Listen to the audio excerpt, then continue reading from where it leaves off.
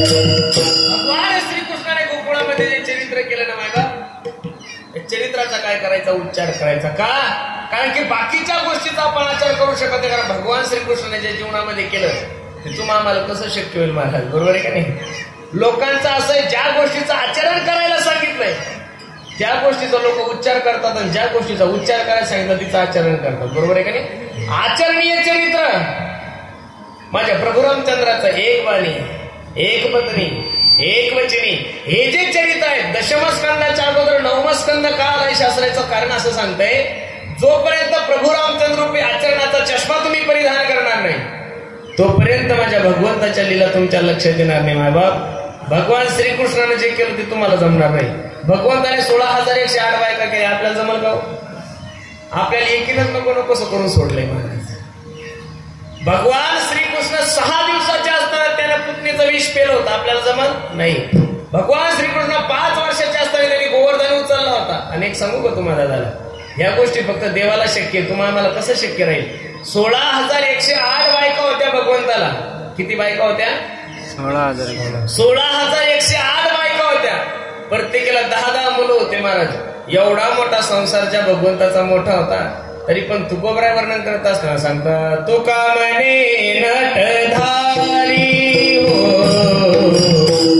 तुका म्हणे नटधारी, तुका म्हणे नटधारी हो, तुका म्हणे नटधारी हो, तुका म्हणे नटधारी हो, तुका म्हणे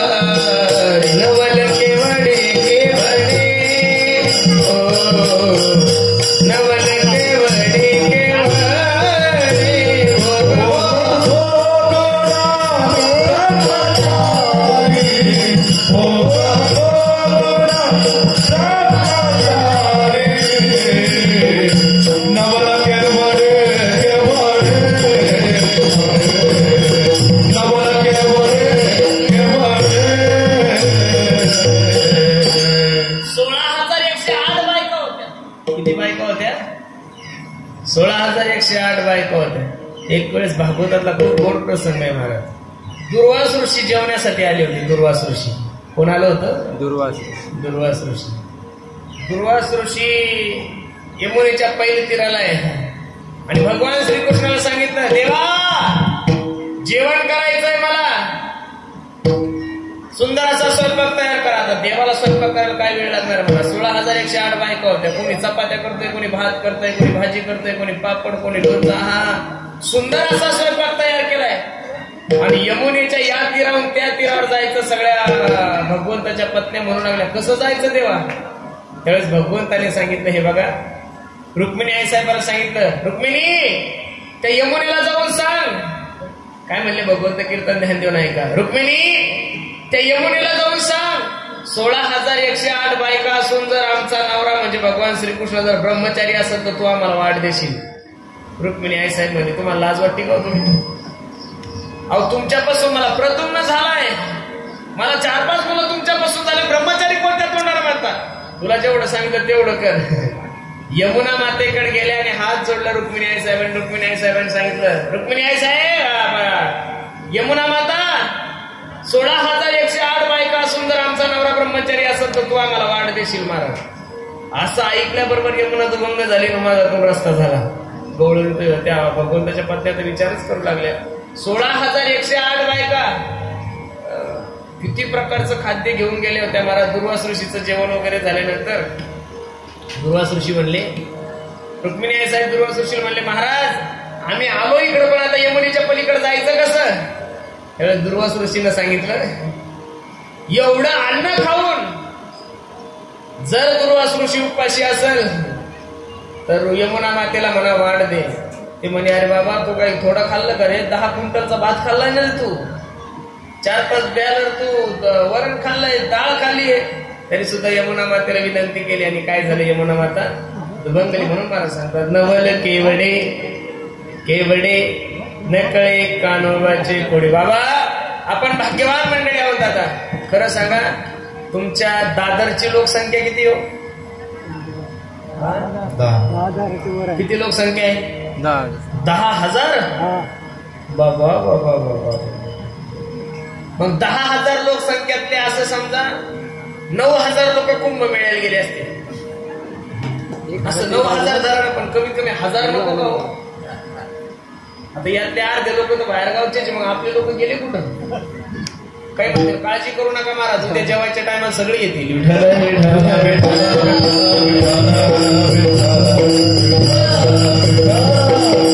अरे एवढा मोठा उत्सव तुम्ही भगवान श्रीकृष्णाचा साजरा करताय, का लोक कीर्तनाला येत नाही? याचं कारण सांगू दादा तुम्हाला. त्यांचं पाप त्यांना या धर्म मंडपात येऊ देत नाहीये. याचं कारण असं आहे दादा, तुका मने होता ठेवा तोया भावा सापडला. काहीतरी पूर्वजन्मीचं पुण्य असल्याशिवाय माणसाला कीर्तन भागवत रामायणाविषयी रुची प्राप्त होत नाही दादा. मग काही लोक म्हणतील का महाराज जे कीर्तनाला येत नाही ते पापी? हो ते पापीच आहे, त्यांचं पाप त्यांना या धर्ममंडपात येऊ देत नाही. एक हुशार माणूस मला म्हणे महाराज जे कीर्तनाला येत नाही ते पापी, पण काही काही लोक कीर्तनात येऊन झोपतात त्यांचं काय हो? ते महापापी. त्यांचा विचार करायचा. त्यांचं पाप एवढं बलवत्तर आहे की त्यांचं पाप त्यांना या धर्ममंडपात बसून सुद्धा श्रवण करू देत नाही. विठाला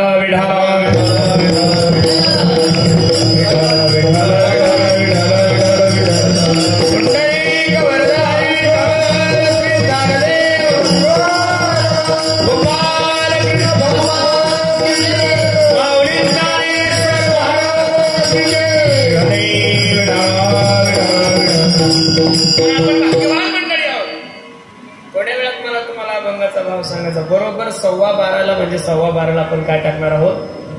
पुढे टाकणार आहोत. दादा भगवंताच्या अवताराचा इतिहास सर्वांना ज्ञात आहे. यदा यदा हि धर्मस्य ग्लानिर्भवति भारत अभ्युत्थानं धर्मस्य तदात्मानं सृजाम्यहं परित्राणाय साधूनां विनाशाय च दुष्कृतां धर्म संस्थापनार्थाय संभवामि युगे युगे.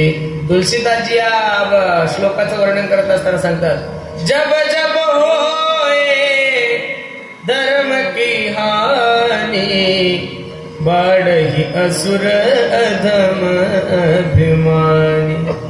तब तब धरी प्रभु विविध शरीरा, तब तब धरी प्रभु विविध शरीरा, हरहि कृपानी दिस जन पीरा.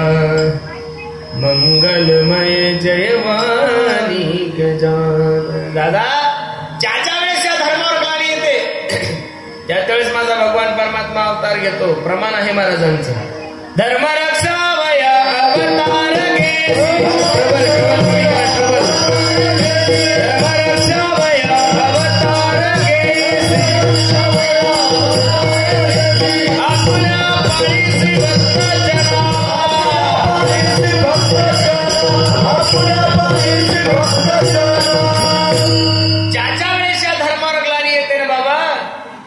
त्यावेळेस माझा भगवान परमात्मा अवतार घेतो.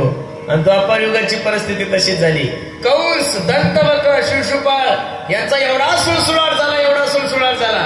आणि सर्वात जास्त पाप झाल्यानंतर दुःख कोणाला होतं माहिती का? पृथ्वी मातेला. पापी जे अभक्त दैत्य जे मातले धरणीशी झाले ओझे त्यांचे, दिदला असे त्रास ऋषी मुनी सकाळ नको जिथे कोणी देवाय कराही रे यज्ञ, मोडीले कीर्तन पळाले ब्राह्मण दैत्याभिने. पृथ्वी माता वत्सरूपी पृथ्वी ब्रह्म्यापाशी जाय नेत्री आहे तो हे सांगत असे, ब्रह्मदेवा कंसाचा, दंतवक्राचा, शिशुपाळाचा, जरासंधाचा एवढा त्रास व्हायला लागलाय रे. लोक कीर्तन ऐकत नाहीये, ब्राह्मण लोक यज्ञ सोडून पळायला लागले. त्यावेळेस सर्व देवता भगवंताकडे जातात. कोणाकडे जातात? भगवंताकडे.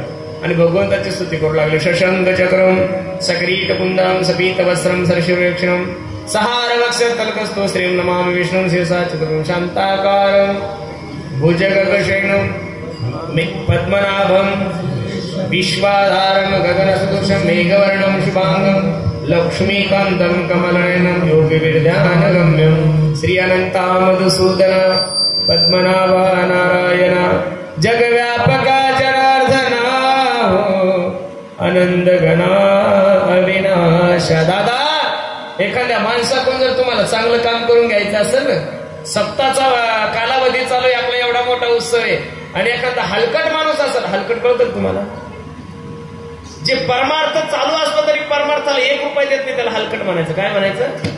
अशा हलकट माणसाकडून जर तुम्हाला 5,000 रुपये देणगी घ्यायची असेल तर फक्त ते गध जरी असलं तरी त्याला म्हणायचं, बाबूराव काय माणसं हो तुम्ही, तुमच्यासारखा चांगला दाता या पेण तालुक्यात नाही, मला ते चहा पाजून 5,000 देतो. कारण की माणसाला सर्वात जास्त प्रिय स्तुती आहे. काय स्तुती. स्तुती केल्यानंतर मला जगाचा मालक प्रसन्न होत असत, आपल्यासारख्या लोकांचं काय घेऊन बसले.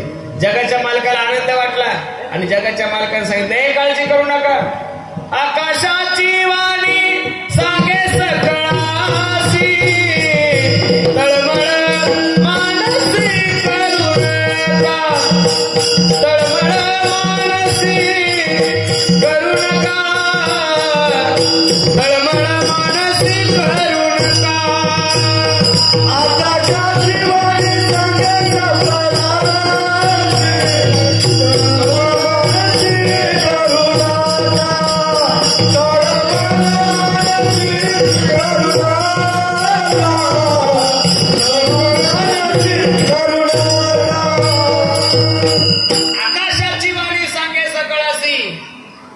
तळमळ मानसी करू नका. दादा, जगाच्या मालकाने सांगितलं काळजी करू नका, देवकीच्या गर्भात येईल भगवान, रक्षील ब्राह्मण, काही भक्त काळजी करू नका, मी अवतार घेणार आहे. पण आता अवतार घ्यायचं म्हणलं आणि पक्ष स्थापन करायचं म्हणलं की एका माणसाकडून नाही जमत ना, काही कार्यकर्ते लागते ना. शेषाप्रती बोले लक्ष्मीचा तो वर, चला अवतार घेऊ आता. शेषाला भगवंत विनंती करू लागले, शेषराव अवतार घ्यायचा हो आपल्याला, चला ना. शेष म्हणे, हे बघ भाऊ, मागच्या जन्मात तुझ्या नांदी लागलो, तुझा लहान भाऊ झालो लक्ष्मण.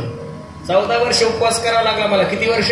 14 वर्ष. आणि रामायणामध्ये सर्वात जास्त वनवास जर कोणा घडला असेल तर तो लक्ष्मणाला आणि उर्मिलेला घडला. सीतेला वनवास घडला.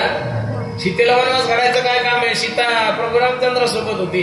सीतेला वनवास घडला तिच्या त्याच्यापणामुळं, दुसऱ्यामुळे अजिबात नाही. सोन्यासारखा नवरा असून सीतेला दुःख काय झालं माहितीये का? सोन्यासारखा नवरा असून हरणीच्या मागे गेली आणि ती सोन्याची हरण. सोन्याच्या मागे गेले की माणसाचा घात निश्चितच आहे. विठाल विठाल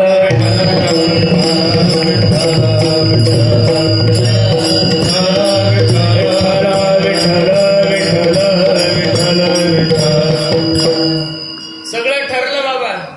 कौंडण्यपुरासी जावे तुम्ही. आणि आता अवताराचं कार्य जवळ आलं. वसुदेवा देत देवकी बहीण लग्नामध्ये विघ्न झाले आहे का? कंसाची लाडकी बहीण वसुदेवाला दिली आणि थाटामाटात मिरवणूक निघली आणि कंसानं त्या आकाशवाणी झाली, ए कंसा, ज्या बहिणीची एवढी थाटामाटात मिरवणूक घेऊन चाललं असणार आहे तिच्या पोटी येणारा 8वा मुलगा तुझा वध करणार आहे. खरं सांगा, आपल्या बहिणीचं पोरग आपल्याला मारणार आहे हे भावाला कळल्यानंतर भाऊ तिला पैठणी घेऊन देईल? नाही, कंस होता तो. घेऊन या खडग माराया धावला, घेऊन या खडग माराया धावला, हात तो धरिला वसुदेव,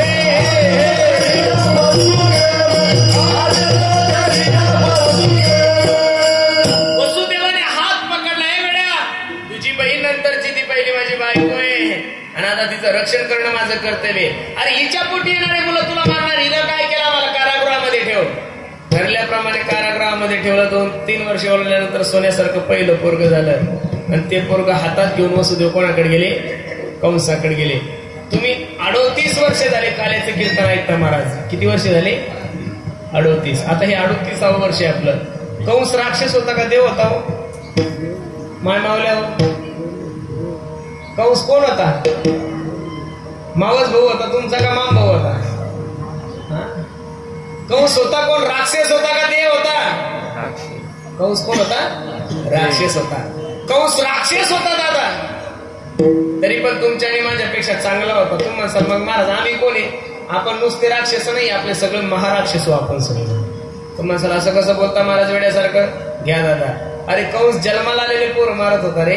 कंस जन्माला आलेले पोरं मारत होता. आपण तर एवढे हलकट झालो रे, गर्भातल्या पोरी सुद्धा मारायला लागलो. मग कंस चांगला होता का आपण चांगले होतो? खरं सांगतो दादा. प्रत्येकाला असं वाटतं की मला मुलगाच पाहिजेत. मुलं काय दिवे लावतात मला अजून कळलं नाही. दशरथ माहिती तुम्हाला? दशरथ तुमच्या दादाचा नाही, राजा दशरथ. त्या दशरथाला 4 मुलं होते, राम, लक्ष्मण, भरत आणि. दशरथाला 4 मुलं असून दशरथासारख्या बापाला जर पोराने पाणी पाजलं नाही तर तुम्हाला पोरं पाणी पाजतील याची अपेक्षा करता तरी कशी? दोघं नवरा बायको होते, मुंबईला राहायला गेले. ऐका ध्यान देऊ. मुंबई एक असं शहर आहे, पैसा भरपूर आहे, पण जागेची खूप मोठी ऍडजस्टमेंट करावी लागते. आपली जेवढी टॉयलेट आहे त्या टॉयलेटमध्ये तिथं 4-4 लोक ऍडजस्ट होतात. कसे करतात काही कळत नाही, इतकं त्यांचं जागेचं हे आहे. ठीक आहे. गरीब विद्यार्थी होता, काही शाळा शिकलेला नव्हता, एका ठिकाणी कामाला होता, 10-12 हजार रुपये त्याला पगार होता. रविवारचा दिवस बायको सांगू लागली, मालक काय कर 13,000 रुपये पगार आहे फक्त तुम्हाला, त्यातले 7,000 रुपये तर रूमचं भाडं जातं, 2-3 हजाराचा किराणा, काही दुकानं पिकणं काय राहतं खाली. बाय चान्स उद्या जर मला मुलगा झाला तर एवढ्या छोट्याशा रूम मध्ये कसं ऍडजस्ट करायचं हो त्याला? बायको नवरा हुशार होता. अगं कशाला काळजी करते? तुझ्या बापाने एवढा मोठा खाट दिलाय, पलंग दिलाय ना, एवढा मोठा खाट आहे, त्याच्यावर 4 जण झोपू शकतात. ताण नको घेऊस, तू थोडं पलीकडे सरकायचं, मी थोडं पलीकडे सरकल, मधात पोरग झोपल. बायकोन त्याच्यावर थांबव ना. बायको म्हणे का हो? आणि याच्या पाठीवर जर अजून एखादा मुलगा झाला तर ती म्हणे कशाला काळजी करते? तू थोडं पलीकडे सरकायचं, मी थोडं पलीकडे सरकेल, मधात पोरग झोपल. जसं पलीकडे सरकायला गेलं मला तसं पलंगावून खाली पडलं. जसं पलंगावून खाली पडलं तसं कंबरकच मोडलं त्याचं डायरेक्ट. आता एक प्रश्न आहे तुम्हा सर्व मंडळीला, खरं सांगा, त्या माणसाचं कंबर झालेल्या पोराने मोडलं का न झालेल्या? हो,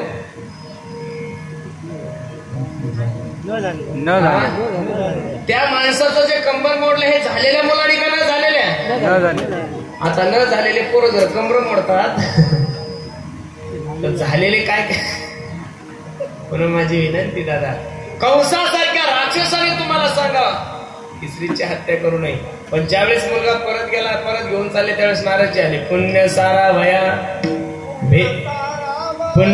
पुण्य सारा वया भेटे देव ऋषी वदी बालकासी ठेवू नको.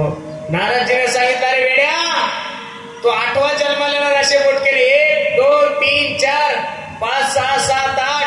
अरे इकून मोजला की इकडचा आठवायतो, इकून मोजला की इकडचा आठवायतो. देव येतो चतुरा तो शिरोमणी, मुन लावण्याची खाणे, मुकुट सगळा मणी, धन्य तोची विठोबा. त्या विनाशकाले विपरीत बुद्धी त्यानं 6 मारले महाराज. 7वा जो गर्भ योग माया देत, आश्चर्य करीत जगा माझ्या. 8व्याची तयारी काय गोड आहे. देवकीचे तेज दिसे जसा सूर्य, देवकीचे तेज दिसे जसा सूर्य, देवकीचे तेज दिसे जसा सूर्य, देवकीचे तेज दिसे जसा सूर्य, देवकीचे तेज दिसे जसा सूर्य, देवकीचे तेज दिसे जसा सूर्य.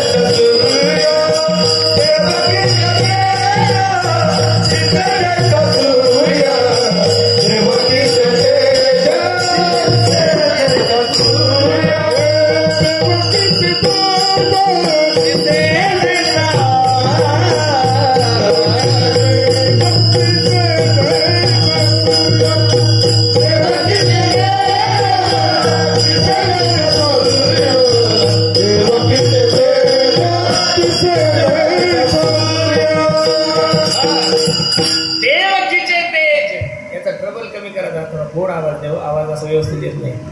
देवकीचे तेज दिसे जैसा सूर्य, कंसाचे हृदय जळतसे.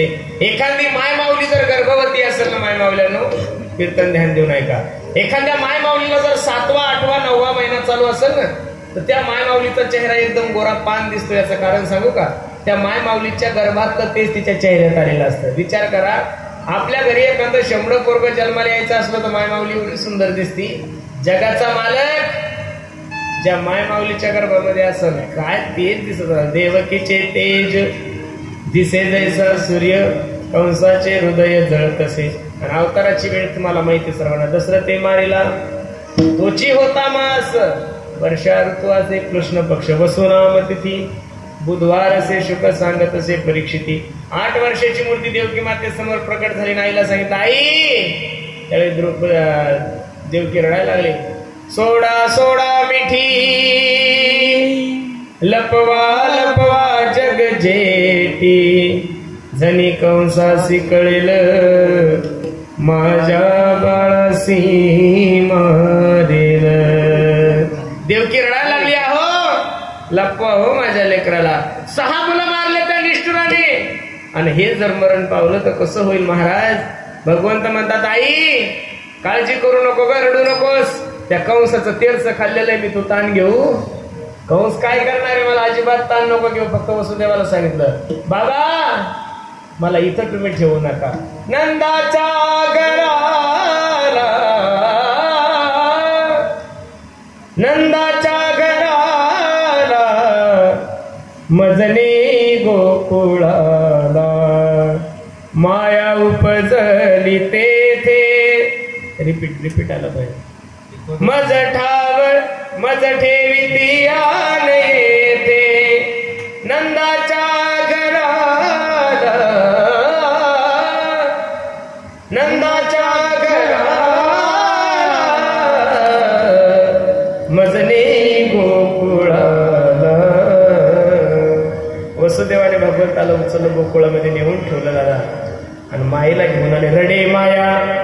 ज्यावेळेस गायन करत त्यावेळेस विको वाढवा. आता कमी करा ना. रडे माया करिया कांत, नामा म्हणे उठते दूत. रडायला लागली माया. 8वा जन्माला आलाय, 8वा जन्माला आलाय. आवाज कमी करा दादा याचा.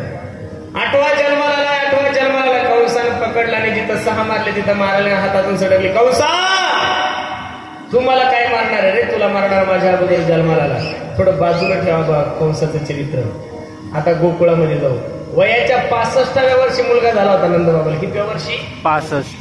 आपल्याला 25व्या जरी वर्षी मुलगा झाला तरी आपण सगळ्या दादरला पेढे वाटतो. पेढे घ्या पेढे, पेढे घ्या पेढे. कशाचे? पोरग झालंय. लिहून ठेवा माझं वाक्य. मुलं झाल्यानंतर कोणी पेढे वाटायचे नाही. ज्यांनी मुलं झाल्यानंतर पेढे वाटले रे वाटले, त्यांना म्हातारपणी जोडेच खावं लागलेले, त्याच्यामुळे पेढे वाटायचे नाही. आपल्या 25व्या वर्षी मुलगा झाल्यानंतर एवढा प्रचार केला, आपण एवढा आनंद उत्सव साजरा करतो. वयाच्या 65व्या वर्षी मुलगा झाला होता. आणि कोणतीही बातमी गावात पसरायची असेल तर महाराज माईक लावायचे नाही, बॅनर छापायचे नाही, SMS करायचे नाही. एखाद्या माय माऊलीला जवळ बोलवायचं, तिला सांगायचं बाई तुला म्हणून सांगते, कोणाला सांगू नको. बस अख्ख्या गोकुळामध्ये चर्चा झाली. गवळण म्हणती हो म्हणती गवळणीला, पुत्र झाला यशोदेला. गवळण म्हणती हो म्हणती गवळणीला, पुत्र झाला यशोदेला. गवळण म्हणती हो म्हणती गवळणीला, पुत्र झाला यशोदेला. एक धावती की पुढे माती माती सुंदर.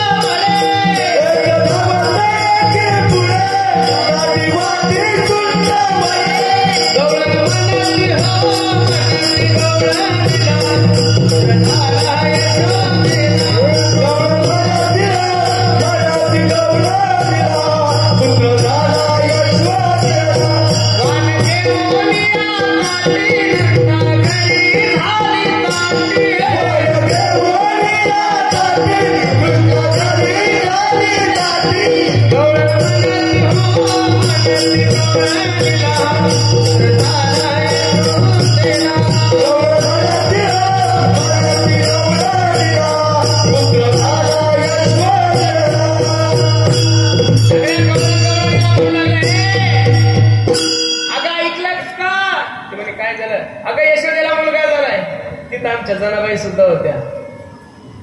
सुयेनीची गलबल झाली, दासी जणी हेल घाली. हेल कळतं काय तुम्हाला? हेल कळतं? हेल हेल म्हणजे कळतं? हेल हेल या शब्दाचा अर्थ काय? दासी जणी हेल घाली म्हणजे हेल म्हणजे काय मी सांगतो तुम्हाला. पूर्वी आमच्या परिसरात ती पद्धत होती, तुमच्याकडे आहे का काही माहित नाही.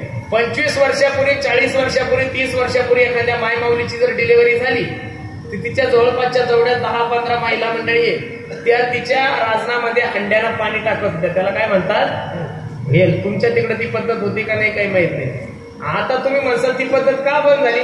आता 100% पोरीची डिलिव्हरी दवाखान्यातच व्हायला लागली. मग पाणी घेऊन का हॉस्पिटलला जाता? दिवसांदिवस सगळं वातावरण खराब होत चाललंय महाराज, इतकं खराब होत चाललंय हे. परवा दिवशी 6 दिवसापूर्वी एक आमचे महाराज कॅन्सरनं वारले. तरुण होते. वारल्यानंतर एक डॉक्टर साहेब मला भेटले, म्हणे महाराज आज एवढं रोगाने निदान केलंय, बाप रे बाप. 2025 मध्ये या महाराष्ट्रामध्ये 85% लोकांना कॅन्सर होईल. किती टक्के लोकांना? 85. कळत नाहीये महाराज. पूर्वीच्या लोकांचं खाणं चांगलं होतं, पूर्वीच्या लोकांचं पाहणं चांगलं होतं म्हणून डोळे चांगले होते, पूर्वीच्या लोकांचं कान ऐकणं चांगलं होतं त्याच्यामुळे कान चांगले होते. मला वाटतं रामरावजी महाराज ढोक यांच्या आईचं वय 102 वर्षाचं होतं. किती वर्षाचं? 102 वर्षाचं. पण 102 वर्षाची जगलेली ती मायमाऊली तिनं कधीच ज्ञानेश्वरी वाचताना चष्मा लावला नाही. काही ऐकायचं असलं तर मशीन कानात घालायचं काम पडलं नाही. याचं कारणच असं, ह्या कानाने कधी वाईट ऐकलंच नाही तर कान सोडून कसे जातील माणसाला? या डोळ्याने कधी वाईट पाहिलंच नाही तर डोळे धोका कसे देतील महाराज? आता खाणं खराब झालं, काम कमी झालं महाराज. पूर्वीच्या मायमावल्या खूप आनंद होता हो. आडावरचं विहिरीचं पाणी काढून आणायचं, जात्यावर दळण दळायचं. आता जातं कळतं का तुम्हाला? जातच कळत नाही तर काय दळणार आहे या पोरी? हे कपडे घालून या 25 आणि 30 किलो भरणाऱ्या मायमावल्या यांच्याकडून काय काम होणार आहे? पूर्वीच्या मायमावल्या खात चांगल्या होत्या त्यांच्यामुळे तब्येती चांगल्या होत्या. आता ह्या जेवढ्या माझ्या आजा बसलेल्या इथं बघा ना महाराज, अजून सुद्धा त्यांचे चेहरे टवटवीत एकदम फुलफुलीत आहे का? चांगलं खाल्लेलं आहे. या पोरीने किती जरी मेकअप केला, फार अंग सोडून इतका जरी थर लावला ब्युटी पार्लरचा, तरी जे सौंदर्य नॅचरली आहे ते नॅचरली असतं महाराज. सौंदर्य ते सौंदर्यच असतं. याचं कारण जुन्या लोकांचे विचार चांगले होते, जुन्या लोकांचं खाणं चांगलं होतं, जुन्या लोकांची नजर चांगली होती. आता लोकांची नजरही खराब झाली, खाणंही खराब झालं. आणि खरं सांगू का, माणसासारखं अपवित्र प्राणी, माणसासारखा दळभद्र प्राणी जगात दुसरा कोणीच नाहीये. काय कळत नाही महाराज? तुम्ही जर सर्व शेतकरी बांधव आहात, तुमच्या शेतामध्ये जर एखादा बैल असेल, बैल कळतो का तुम्हाला? 4 पायाचा. त्या बैलाच्या गोठ्यामध्ये तुम्ही जा. मग अशी ती कीर्तनाला कोंबडी नव्हती आली का? आली तुम्ही एक लाल कलरची, ती लाल कलरची कोंबडी घ्या आणि कापा आणि त्या बैला समोर टाका. बैल मरल पण कोंबडीचं मांस खाणार नाही महाराज. कीर्तन ध्यान देऊन ऐका माझं. बैल मरल पण कोंबडीचा मांस खाणार नाही. एक प्रश्न आहे तुम्हाला सर्व मंडळीला. अरे 4 पायाच्या बैलांना कळलं कोंबडीचं मांस खाणं पाप आहे, तरी 2 पायाच्या बैलांना कळत नाही. किती अवघड समस्या झाली, बरोबर आहे का? जे जिभेनं पाणी पितात, कीर्तन ध्यान देऊन ऐका, जे जिभेनं पाणी पितात त्या लोकांसाठी मांस आले. तुम्ही जिभेनं पाणी पितात का? होता ना. एक माणूस म्हणे महाराज आम्ही जर कोंबड्या खाल्ल्या नाही तर कोंबड्या किती होईल? तुला काय करायचं? तू ताण कोण घेतो? हा, तू जन्माला घातलेला आहे म्हणून तू का टेन्शन घेतो? अवघड झालंय महाराज. एक तरी बरं आहे, अजून माणसं कोंबड्या बकरेच खातात. अजून 40-50 वर्षानं लोक माणसं खातील. 80 वर्षाचा म्हातारा 75 रुपये किलो, 40 वर्षाचा म्हातारा 120 रुपये किलो, 22 वर्षाचा तरुण 350 रुपये किलो, आणि आमच्यासारखा ताजा तवाना महाराज असला की 1000 रुपये किलो. कारण की माणसं खातील महाराज. खरं सांगू का, माणसाची नियत खूप खराब होऊन गेली. जनाबाई सांगतात मी तिथं काय काम करत होते. सुयेनीची गलबल झाली, दासी जणी हेल ढाली. जिकडं तिकडं आनंद आहे. गोकुळीच्या सुखांत पार नाही लेका, बाळकृष्ण नंदा घरी आनंदल्याना गुडिया तोरणे. करती कथा गाती गाणे, जिकडं तिकडं आनंद आहे. नंद घर आनंद भयो जय कन्हैया लाल की.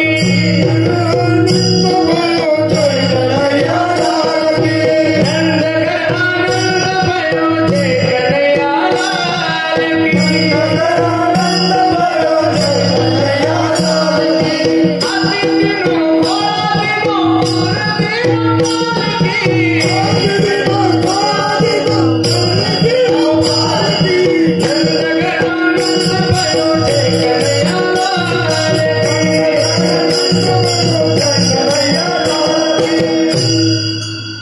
गोकुळामध्ये आनंद आहे, पण मथुरेची परिस्थिती. गोकुळात नंदा घरी कृष्ण वाढतो, मथुरेत कंस मामा बोट मोडतो.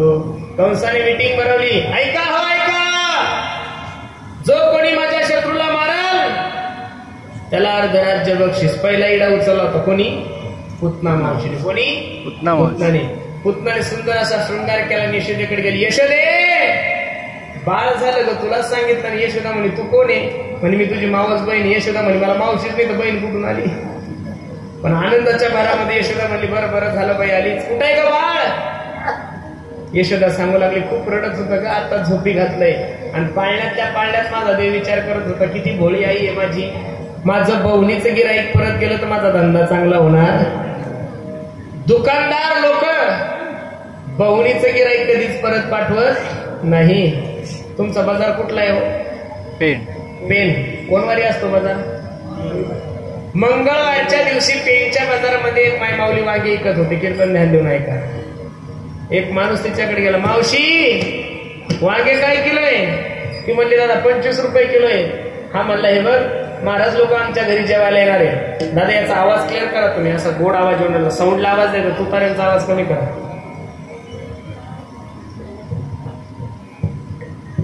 त्या माय माऊलीला तो माणूस सांगू लागला मावशी ट्रबल कमी करायचं, मस्त बेस द्या सर, गेम द्या चांगला बोल. महाराज लोक आमच्या घरी जेवायला येणार आहे. असं कर ना 20 रुपये किलो लाव ना. ती म्हणे दादा नाही पुरत. असं करा 23 रुपयाने घ्या. हा 20 म्हणायचा आणि ते 23 म्हणायचे. हा 20 म्हणायचा आणि ते 23 म्हणायचे. ती म्हणे दादा मला वांगे द्यायला पुरत नाही, तो दुसऱ्या दुकानावर घे. तो म्हणला मावशी असं नको करू ग, माझ्या हाताने बवणी करून बघ. माझ्या हाताने बवणी करून बघ. संध्याकाळपर्यंत तुझं एकही वांग शिल्लक राहणार नाही.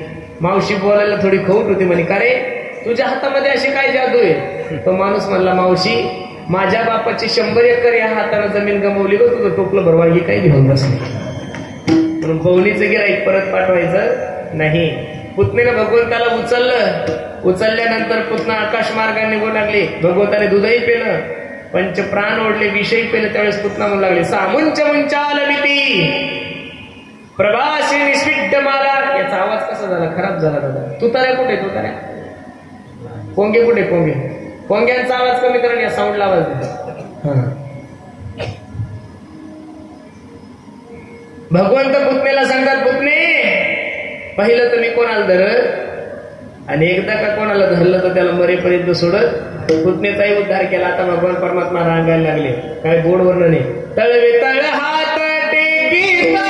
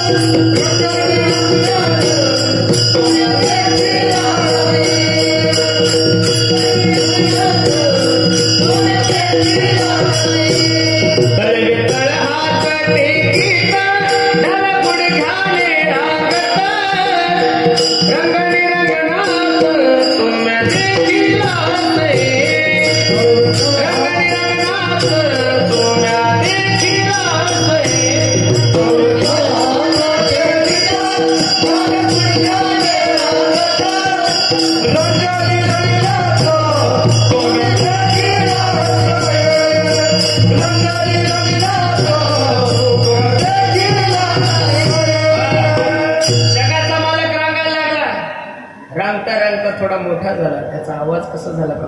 बम वाजायला लागला. असा गोड आवाज आला पाहिजे. थोडा आवाज कमी करत आहे. असा आवाज फाकायला लागला. रांगता रांगता जगाचा मालक मोठा झाला. गल्ली बोळीत फिरायला लागला आणि पोरांना सांगितलं पोरांनो एवढं दही दूध तूप लोणी आपल्या गावात असताना तुम्ही असे वाळून का गेले? पोरं रडायला लागले. तेव्हा जेवढं दही दूध तूप लोणी तेवढं सगळं मथुरेला जातं, ढेरीला काही राहत पण भगवंताने सर्व गोपाळांना एकत्रित केलं आणि पहिला माखन चोर मित्र मंडळ स्थापना केली आणि देवाने भगवंताला सांगितलं, त्या गोपाळाला भगवंत सांगू लागला, ए बाबांनो, तुम्हाला पोटभर अन्न खायचं आहे ना रे, पण मी तुम्हाला सांगतो, याल तरी या रे लागे, हो, याल तरी या रे लागे, हो, याल तरी या रे लागे, हो, याल तरी या रे लागे, अवघे माझ्या मागे मागे, अवघे माझ्या मागे मागे, माझ्या मागे मागे, अवघे माझ्या मागे मागे, अवघे माझ्या मागे मागे, घे माझ्या मागे मागे, अवघे माझ्या मागे मागे, अवघे माझ्या मागे मागे, आजी देतो पोट भरी, हो, आजी देतो पोट भरी, आजी देतो पोट भरी, हो, आजी देतो पोट भरी. जगाच्या मालकानं सांगितलं, जेवायला लागतंय ना, तुम्हाला पोटभर खायचं ना, मग याला तरी यारे लागे, अवघे माझ्या मागे मागे. कीर्तन ध्यान देऊन ऐका दादा, जीवनामध्ये खरं सुख प्राप्त करून घ्यायचं असेल तर माणसाने एक तर देवाच्या मागे गेलं पाहिजे, नाही तर साधूच्या मागे. माणसानं माणसाच्या मागे जाऊन कसं पुण्य सुख भेटेल, अजिबात नाही. जगातले प्रत्येक माणसं दुःखी आहे. जो दुखे सो दुखिया बाबा सुखिया कोई नाही रे, राजा दुखिया प्रजा दुखिया, दुखिया दिन वैरागी. जगातला कोण माणूस सुखी आहे? आपण जर विचारलं, दादा कशी तुमची परिस्थिती, तो सांगतो, हा माझ्यासारखं सुखी कोणीच नाही. पण आतून काय विच्चू चावतात हे त्यालाच माहित असतात, आपल्याला कळत नाही. जगातले सगळे लोक दुःखी आहे महाराज, सगळे राजे दुःखी आहे. 2019 इलेक्शन डिक्लेअर झालंय, कोणी ह्या पक्षातून त्या पक्षात चाललंय, कोणी त्या पक्षातून त्या पक्षात चाललंय, कोणी युती करतंय तर कोणी आंदोलन करतंय. कारण त्यांना माहिती आहे 2019 मध्ये काय दिवे लागतील काही सांगता येत. आता ज्या देशाचा राजा दुःखी, त्या देशाची प्रजा कशी सुखी राहील महाराज. प्रजा सुद्धा दिशाभूल झाली. प्रजा वाटतं नेमकं कोणाच्या संग जाव, हे एकूण एकाला शिवाय देतात आणि संध्याकाळी सोबत एकाच बॉटल न पेतात, नेमकं मागं जायचं कोणाच्या मोठी समस्या झाली. आणि ज्या देशाची प्रजा दुःखी, त्या देशाचा साधू कसा सुखी राहील. म्हणून माणसाला खरं सुख प्राप्त करून घ्यायचं असेल तर माणसाने देवाच्या मागे गेलं पाहिजे. का? कारण सुखरूपायचा तुझ्या कोणी सांगा माझ्या पांडुरंगा सारिका, तो त्याच्यासोबत गेलं तर आजी देतो पोट भरी, पुरे म्हणालो तो वरी. पण जात असताना हळूहळू चला, कोणी कोणाशी न बोला. आणि हे सर्व काही करत असताना अंतकरणातले विकार नष्ट करून भगवंताचं चिंतन करा. तुका म्हणे सांडा घाटे तेने नका करू खोटे. काला या शब्दाचा अर्थ काय हो महाराज? सर्वांनी एकत्रित यायचं, दरवर्षी दही हंडी फोडायची, चपाती भात खायचा, याला काला म्हणत नाही. हा काला तर तुम्ही घरी करू शकता, चपाती भाजी तुम्ही घरी खाऊ शकता, भात घरी खाऊ शकता, दही हंडी तुम्ही घरी फोडू शकता. पण काला या शब्दाचा अर्थ लिहून ठेवा दादा मंडळी. 37 वर्ष झाले, 38वा काला आहे तुमच्या जीवनातला. कितवा? 38वा काला या शब्दाचा अर्थ लिहून ठेवा काळजावर. अंतकरणातले विकार नष्ट करून, अंतकरणातला जातीवाद नष्ट करून, अंतकरणातला मत्सर नष्ट करून सर्वांनी एकत्रित येऊन माझ्या भगवंताचं भजन करणे हा जीवनातला काय आहे सर्वात मोठा काला. विठोबा रखुमाई, विठोबा रखुमाई पोटे, आजी देतो पोट भरी, प्रेम म्हणाल तो वरी. भगवंताच्या अनेक प्रकारच्या लीला आहेत. सगळ्याच खोड्यांचं वर्णन करायचं असलं तर महाराज सांगतात, दुसरी आली धावत म्हणे ग बाई, काय केली मात, मुखासी मुख चुंबन देत, गळ्यामध्ये हात घालीत, धरू जाता सापडेना, यशोदे बाळ तुझा काना हो पोटवर सोसुदिंगाना.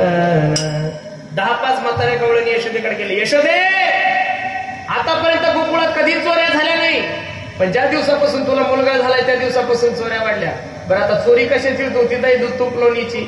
आता नंद बाबाकडे 9 लाख गाई होत्या. किती लाख गाई होत्या? आता 9 लाख गाईच्या माणसाच्या घरी त्याचं पोरगं दया दुधासाठी कशा दुसऱ्याच्या दारात जाईल? गवळण म्हण्या कसं करायचं, काय करावं, कसं करावं, काय करावं. यशोदा म्हणे तुम्हाला लाज वाटते का ग? बाळ सगुण गुणाचे ताने, बाळ दिसतय गोचिरवाने, काय सांगता घराने ग गोकुळच्या नारी. जगातली कोणतीच आई अशी नाही की त्याच्या आईला आपल्या मुलाचे गुन्हे खरे वाटतात दादा. अरे सावतर जरी असली तर खरे वाटत नाही. तर यशोदा तर सख्खी माय होती महाराज, कसं खरं वाटत. विचार केला कसं करा. त्या गवळण नाराज झाल्या. शेवटच्या कोपऱ्यामध्ये गवळण राहत होती. ती म्हणे का ग यशोदेकडे गेलते ना तुम्ही, काय झालं. अगं ती म्हणे काय सबूत माझ्या पोरानं चोरी केली. त्या कृष्णानं माझ्या घरी या, मी त्याच्या हाताला पकडते आणि कुठे घेऊन जाते यशोदेकडे. नेमकं देव त्या दिवशी तिच्याच घरी गेले.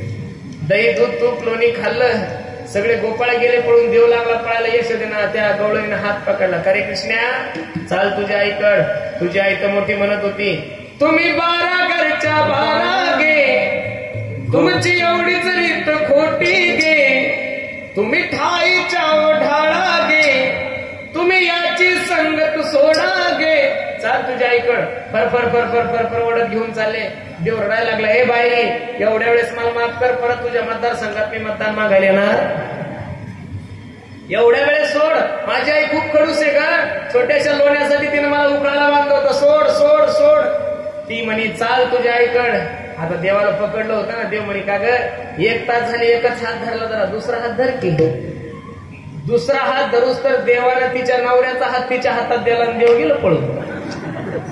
बरं त्यांच्या दोघांचं असं होतं. ती ज्यावेळेस बघत होती त्यावेळेस तिला दिसायचा देव, आणि गावातील लोक बघायचे त्यावेळेस गावातील लोकांना दिसायचं तिचा नवरा. लोक म्हणे बाई का पागल झाली, नवरा ओढत घेऊन चालली. पण हिला कृष्ण दिसत होता ना. इथे करत यशोदेकडे गेली. भगवंत चोर मार्गाने कुठे गेले, यशोदेच्या महल समोर गेले. तिने आवाज दिला यशोदे यशोदे दार उघड. यशोदा मंथन करत होती. भगवान परमात्मा खेळत होते. भगवंत म्हणतात आई मी येऊ का ग तुझ्यासोबत. चालणार रे कृष्णा. यशोदेने कृष्णाला कडेवर घेतलं, दार उघडलं. दार उघडलं. त्या यशोदेच्या कडेवर कृष्ण पाहिल्यानंतर ती हे गोळणी थंडीगारच झाली. बाई जर यशोदेच्या कडेवर कृष्ण आहे तर माझ्या हातात कोणी खाली पाहिलं तिचाच नवरा दिसला. मालक तुम्ही. अगं वेडे चौकापासून तुझ्या सोबत आहे, काय वेड्यासारखं करते. देवानं सांगितलं हे बघ सगळ्याच्या नादी लागायचं, आपल्या नादी लागायचं नाही. विचार डोक्याला तो डोकं दुखायला लागला. झेंडूबाबू लावला आणि विचार पडला मी बाई हाताला धरलं तर कृष्ण होता, नवरा झाला कसा. देव प्रकट झाले. हे बघ आता जर मला ओपन चॅलेंज करशील तर आता तर नुसता नवरा झालो, पुढच्या वेळेस तो सासरा होईल बरं, ताण घेऊ नको. रडायला लागली बिचारी. घरी गेली. तिच्या शेजारची गोळ म्हणे का ग कृष्णाला पकडून घेऊन गेली होतीस ना. अगं गेलते का बाई, पण काय करू तो होता धरला, हातात धरला तेव्हा कृष्ण होता, आणि तिथं गेलो तर नवरा कधी झाला कळालं. अगं हाताला कशाला धरलं, दाव्याला बांधायचं. त्याला माझ्या घरी यावं, मी त्याला दाव्याला बांधते. भगवान परमात्मा दुसऱ्या दिवशी तिच्या घरी गेले महाराज. दही दूध तूप लोणी खाल्लं.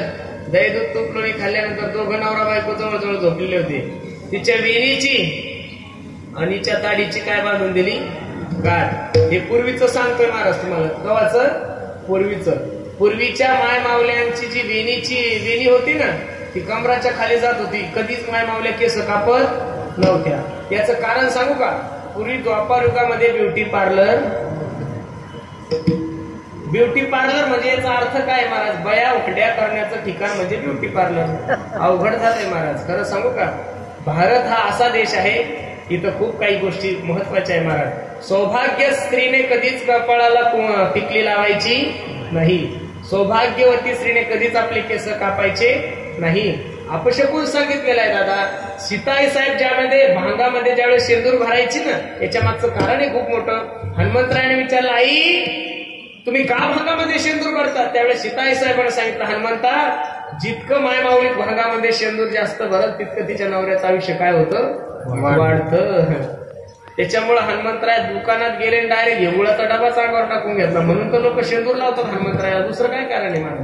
इथं बी बऱ्याचशा मायमावल्या बघा ना, त्या पाठीमागं त्या चष्म्यावाल्या आजी, त्यांच्या कपाळाचं कुंकू बघा किती मस्त आहे. आणि ती मस्त आपली नद बीत असं दिसतं. वा वा. फोटो काढावं असं वाटतं मोबाईलवर डीपी ठेवा त्यांचा. आजीचं कुंकू मोठं आहे म्हणून म्हातारा जोंगुटगुटीत आहे. जेवढं कुंकू मोठं तेवढं म्हातारा गुटगुटीत. या टिकल्यावाल्याचं काही खरं नाही. 50च्या पुढे कोणी जगेलच ना मला. बरोबर आहे. टिकली माणसाने लावा पण थोडी मोठी तर लावा ना. दुर्बीन न पाहावं लागते काही महिलांची टिकली का टिकले जाऊ द्या. म्हणून सौभाग्यवती स्त्रीनं चांगलं वागलं पाहिजेत महाराज. अरे हा देश आचरण प्रधान आहे.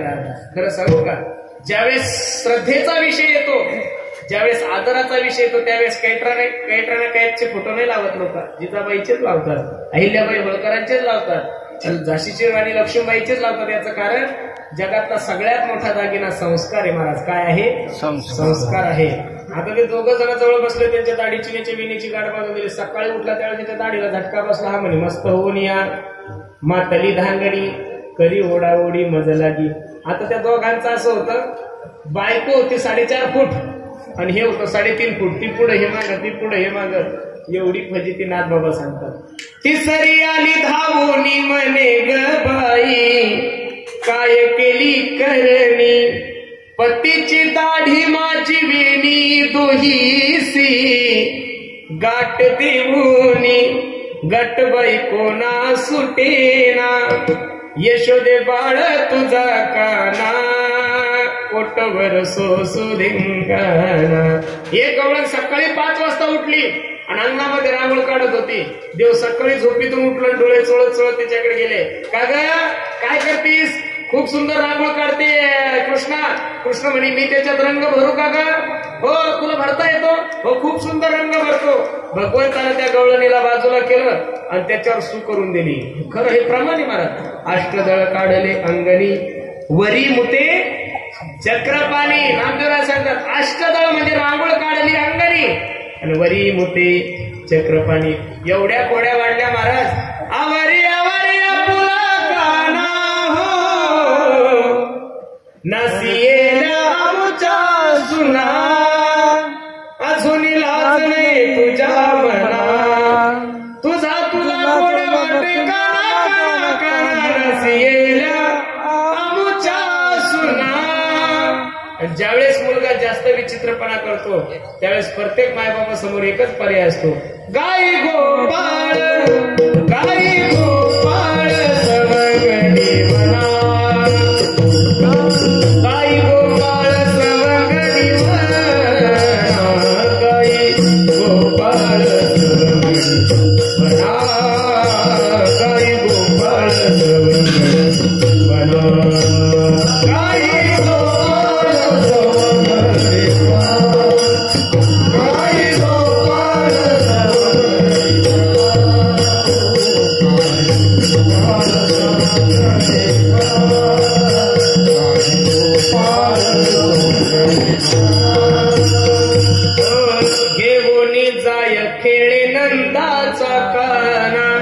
यमुनेच्या किनारी गेले देव. विटू दांडू चेंडू लगोरी नाना परी खेळ मांडियेला यमुनेच्या तीरी. अनेक प्रकारचे खेळ. हा मामा पोरा हा मामा, हा मामा पोरा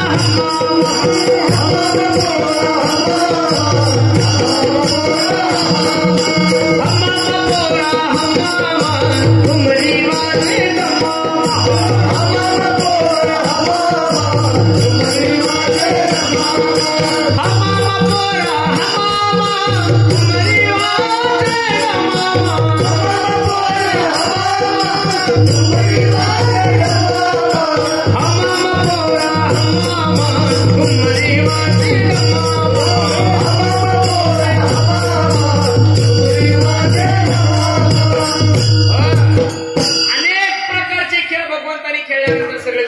चला वळू गाई सुजे वगैरे केली म्हणून बाईपडी झालं.